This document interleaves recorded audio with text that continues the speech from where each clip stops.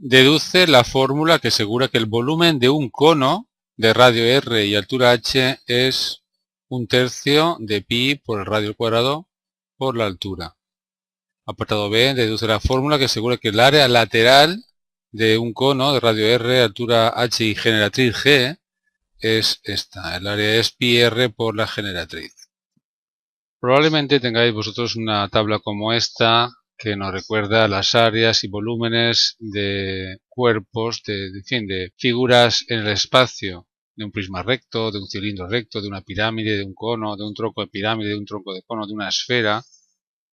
Bueno, pues voy a demostrar que el área lateral de un cono es pi r por g y que el volumen, tanto de una pirámide como de un cono, es 1/3 del área de la base por la altura. Claro que en el caso del cono me va a quedar 1/3 por el área de la base, que es pi r cuadrado, es el área de un círculo de radio r, por la altura, que es lo que aquí os digo. Bien, pues vamos a demostrarlo, con ayuda de las integrales definidas.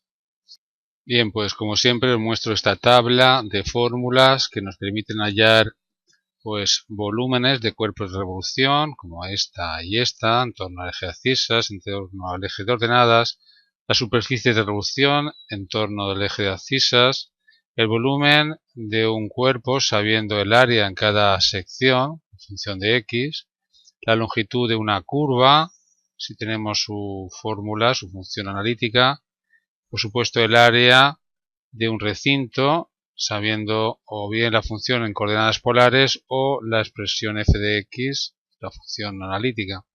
Todas estas fórmulas están demostradas en un vídeo que os recomiendo que veáis y dura aproximadamente 1 hora. Bien, apartado A, tengo que demostrar que el volumen de un cono es 1/3 de pi r cuadrado por h.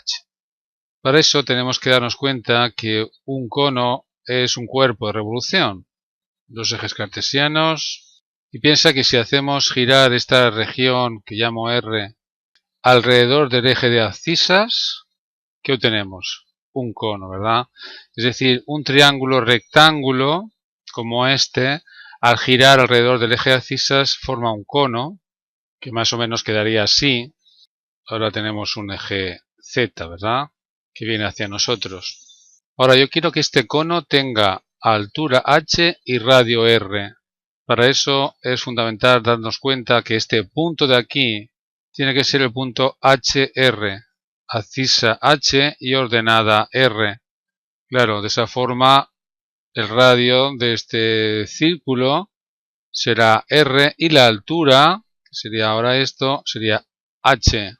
Tenemos que hallar entonces la ecuación de una recta que pasa por el 0, 0 y por el HR.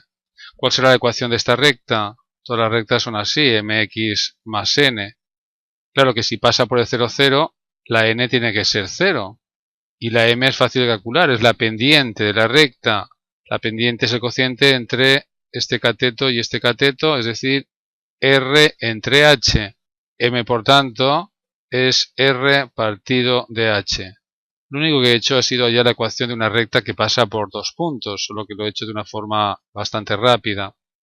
Para hallar el volumen entonces del cuerpo de revolución podemos utilizar la fórmula que estoy marcando ahora o bien deducirla, como tantas veces hago en un momento, de una forma poco rigurosa, pero también válida. Y es que lo que hacemos es crear una partición de intervalo 0h, tener entonces subintervalos de muy poca amplitud, tan pequeña como yo quiera. Aquí tengo un número x entre 0 y h, un poquito más de x me formaría entonces un subintervalo de muy poca amplitud que generaría aquí una especie de rectángulo, casi rectángulo que gira alrededor del eje de abscisas y genera pues una especie de disco que me llevo aquí para que lo veáis mejor. Disco de muy poca amplitud, que sería la altura del cilindro, ¿verdad? La altura de este cilindro es diferencial de x, con eso indico que es muy pequeño, tan pequeño como quiera, y el radio del círculo, si lo piensas, es justamente esta distancia, que es la imagen de x en la función, que en este caso es r partido de h por x, pero en fin, en general ponemos f de x. El volumen de este disco genérico infinitesimal, por eso lo escribo así, diferencial de V, el volumen, es el siguiente, área de la base, pi r cuadrado, es decir, pi por f de x al cuadrado, por la altura, que es diferencial de x. Claro que este es el volumen de este pequeñísimo cilindro. Puedo formar infinitos cilindros entre 0 y h, y según el teorema fundamental de cálculo integral, que ahora no vamos a ver, la suma de los volúmenes de esos infinitos cilindros es o coincide con la integral definida, en este caso entre 0 y h. ¿Y por qué? Bueno, porque la x la elijo entre 0 y h de esta expresión. En fin, lo mismo que hubiéramos obtenido si hubiera utilizado la fórmula. Piensa que la pi puede salir fuera de la integral, y en este ejercicio la a y la b, pues es 0 y h. Continuamos por aquí, pi lo saco fuera y tengo que hacer la integral entre 0 y h de f de x, que está aquí, al cuadrado. R al cuadrado partido h al cuadrado es una constante, sale fuera de la integral. Y la integral de x al cuadrado es x al cubo partido de 3. Integral definida entre 0 y h. Al cambiar la x por h me queda h al cubo partido de 3. Al cambiar la x por el 0 me queda 0. Pues ya tengo la solución. Piensa que puedo simplificar h cuadrado con 2h de aquí. Y me queda como solución 1/3 de pi r cuadrado por h. ¿Qué es lo que teníamos que probar? Ahí está, ahí está.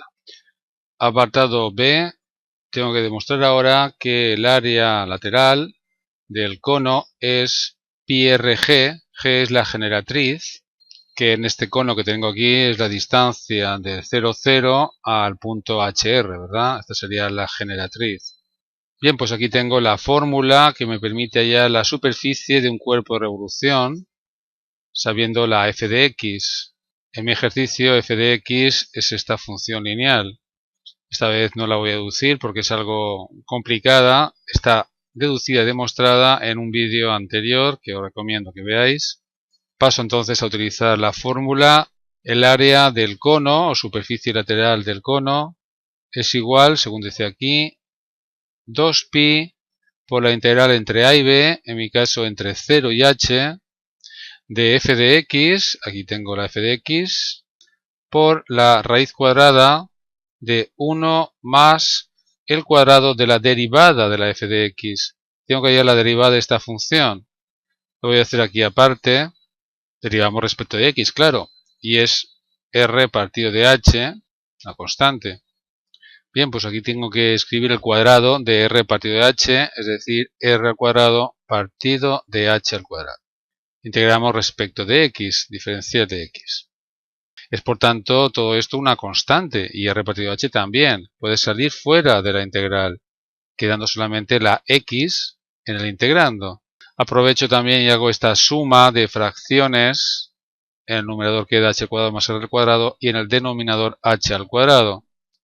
Luego me queda 2pi por r partido de h, y esta raíz sale fuera también de la integral. La raíz cuadrada de h cuadrado es h, va a quedar una h en el denominador, y en el numerador la raíz cuadrada de h al cuadrado más r al cuadrado, por la integral de x diferencial de x. Observa que la raíz cuadrada de h al cuadrado más r al cuadrado es justamente lo que llamamos g, es la generatriz. Sí, en este triángulo rectángulo los catetos son h y r, y la hipotenusa es g. Por tanto, según el teorema de Pitágoras, g es la raíz cuadrada de la suma de los cuadrados catetos. Seguimos por aquí abajo. Me queda entonces 2pi r por g partido de h al cuadrado por la integral de x, que es x al cuadrado partido de 2. Y aquí se me ha olvidado, estoy integrando desde 0 a h. Cambiamos la x por h, me queda h al cuadrado partido de 2. Menos, cambiamos la x por 0 y me da 0. Pues esta es la solución. Pero claro, este 2 se puede simplificar con este 2, h al cuadrado con este h al cuadrado. Y me queda pi por r por g, pi por el radio y por la generatriz, como fórmula para hallar la superficie lateral de un cono, como había que demostrar. Bien, el ejercicio está resuelto. Me gustaría enseñaros con un programa de ordenador cómo es verdad que el cono se genera al girar respecto al eje de abscisas una recta como esta. Bien, aquí tenemos el GeoGebra. Voy a representar la función r partido de h por x, que es lo que representamos aquí. Mirad, la r va a ser después el radio del cono, ¿verdad? En este caso el radio es 2, ¿veis? Por eso sube hasta 2. Si voy cambiando, por ejemplo hasta 4, pues ahora el radio es 4. También aquí se ha movido, ¿verdad? Y es que esta es la misma representación, pero en 3 dimensiones, como estáis viendo. El eje rojo es el eje de abscisas, el verde eje de ordenadas y z es el eje azul. La curva es esta roja oscura. Voy a dejar, por ejemplo, r 2,6. La altura del cono es la distancia de 0 a este punto, que también puedo mover, ¿veis? Lo que cambia aquí después. Y lo que quiero mostraros es que al girar esta recta respecto al eje de abscisas se genera un cono. Lo vais a ver aquí. Para eso voy moviendo el ángulo de rotación. Observa. ¿Veis? Al ir girando respecto al eje de abscisas se genera un cono. Ahí lo tenéis ya completo.